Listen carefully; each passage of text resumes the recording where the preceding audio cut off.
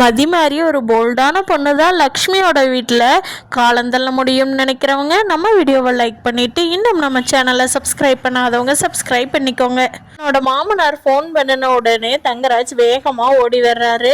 வந்தவர் பார்த்துட்டு மதி வெளியில் இருக்கிறத, என்ன மதி வீட்டுக்குள்ளே வரணும் இல்லைன்னா கிளம்பி உங்கள் அப்பா வீட்டுக்கு போகணும், இது என்ன பழக்கம் திண்ணையில் வந்து உட்காந்துக்கிட்டு அப்படிங்கிறாங்க. அப்போவும் மதி எதுவுமே பேசாமல் அமைதியாக உட்காந்துருக்காங்க. மதி எந்திரிச்சு உள்ளவா அப்படின்னு சொல்கிறாங்க. என்னை யார் வெளியில் போக சொன்னாரோ அவர் வரட்டும், அது வரைக்கும் நான் இந்த இடத்த விட்டு நகர மாட்டேன் அப்படின்னு சொல்லிடுறாங்க. தங்கராஜ் எவ்வளவோ சொல்லி பார்த்தும் ஒன்றும் முடியாதனால வீட்டுக்குள்ளே போயிடுறாரு. மாமா என்ன மாமா இது, பிரச்சனையெல்லாம் வளர்த்துக்கிட்டே போகிறீங்க, பிரச்சனையை முடிச்சு விட்டுட்டு தான் நான் போனேன், அப்போவே ஏதாவது பண்ணியிருக்கலாம்ல அப்படிங்கிறாங்க. என்ன மாப்பிள்ளை பண்ணுறது, நீங்கள் சொன்னீங்கன்னு சொல்லித்தான் இந்த சுரேஷுக்கு கல்யாணம் பண்ணி வச்சேன், ஆனால் இப்படி சுரேஷோட வாழ்க்கை சீரழிஞ்சு போகும்னு எனக்கு தெரியல மாப்பிள்ளை அப்படின்னு சொல்லி லக்ஷ்மி தன்னோட மருமகனான தங்கராஜ் கிட்ட சொல்கிறாங்க. அத்தை, அந்த மதியோட அம்மா அப்பாலாம் ரொம்ப நல்லவங்க தாங்க அத்தை, ஆனால் இவ இப்படி திமிரு பிடிச்சவள இருப்பான்னு எனக்குன்னு தெரியல, பார்த்துருக்குறேன், ஆனால் கல்யாணத்துக்கு அப்புறம் சரியாயிருவான்னு நினச்சேன், ஆனால் இவ்வளோ மோசமாக இருப்பான்னு தெரியலையே அப்படிங்கிறாங்க. சுரேஷுக்கு ஃபோன் பண்ணி, தங்கராஜ் டே சுரேஷ் சீக்கிரமாக வீட்டுக்கு வாடா, உனக்கு என்ன வேலை இருந்தாலும் முடிச்சுட்டு சீக்கிரமாக வீட்டுக்கு வாடா, இங்கே தலை போகிற பிரச்சனை போயிட்டுருக்கு, குடும்ப மானமே போகுது அப்படிங்கவும், மாமா இந்த வேலை முடிச்சிட்டேன் இப்போவே கிளம்புறேன் அப்படின்னு சொல்லிட்டு சுரேஷ் போலீஸ் ஸ்டேஷன்லேருந்து வெளியே வர்றாரு.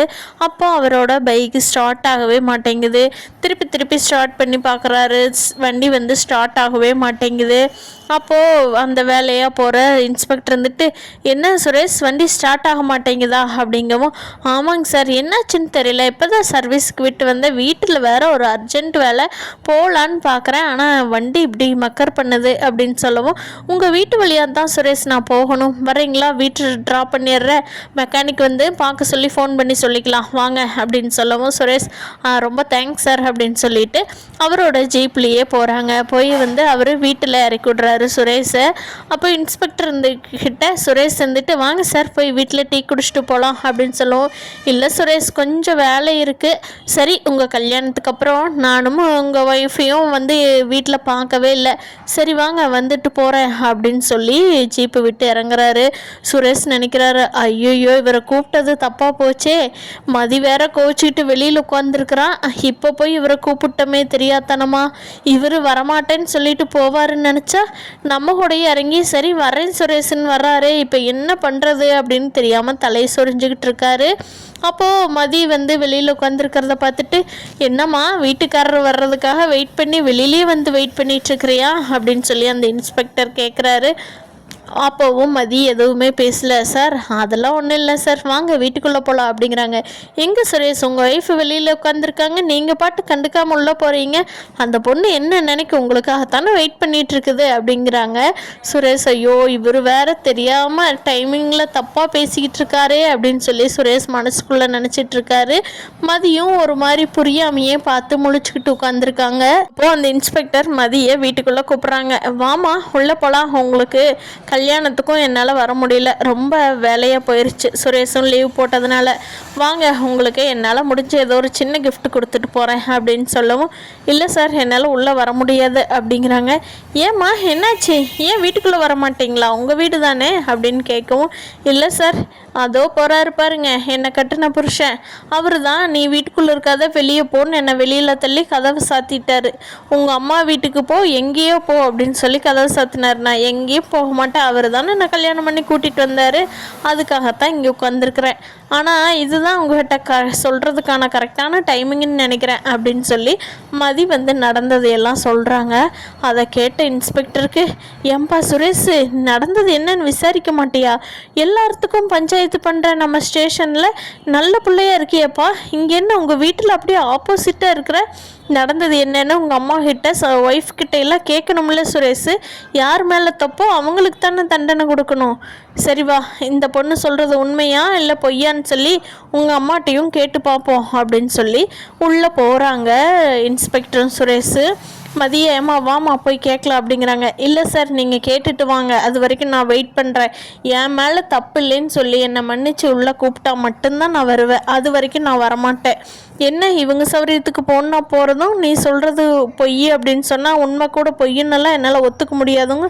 சரி உட்காருமா, நாங்கள் உள்ளே போயிட்டு வர்றோம் அப்படின்னு சொல்லிட்டு இன்ஸ்பெக்டர் உள்ளே கூட்டிகிட்டு போகிறாங்க. அவங்க அம்மா கிட்ட, அம்மா நல்லா இருக்கீங்களா அப்படிங்க. வாங்க சார் அப்படின்னு சொல்லிட்டு லக்ஷ்மி ராகவன் எல்லாம் எந்திரிச்சு நிற்கிறாங்க. உட்காருங்கம்மா, என்னாச்சும்மா உங்கள் வீட்டில் ஏதோ பிரச்சனைன்னு? என்னங்க சார், சுரேஷ் உங்களை கூட்டிகிட்டு வந்தானா பிரச்சனையை தீர்க்க முடியலன்னு அப்படிங்கிறாங்க. இல்லைம்மா, இந்த வழியாக நான் வந்தேன், உங்கள் வீட்டுக்கு வரலான்னு வர்றப்பத்தான் இந்த பிரச்சனையே தெரிஞ்சது. சுரேஷ் என்கிட்ட எந்த வாயே திறந்திருந்தா கூட நான் இன்னும் கொஞ்சம் முன்னாடியே வந்திருப்பேன். அந்த பொண்ணை இவ்வளோ நேரம் வெளியில் உட்கார வச்சுருக்கீங்களே, பெரிய குடும்பத்தில் இப்படியெல்லாமா நடக்கும்?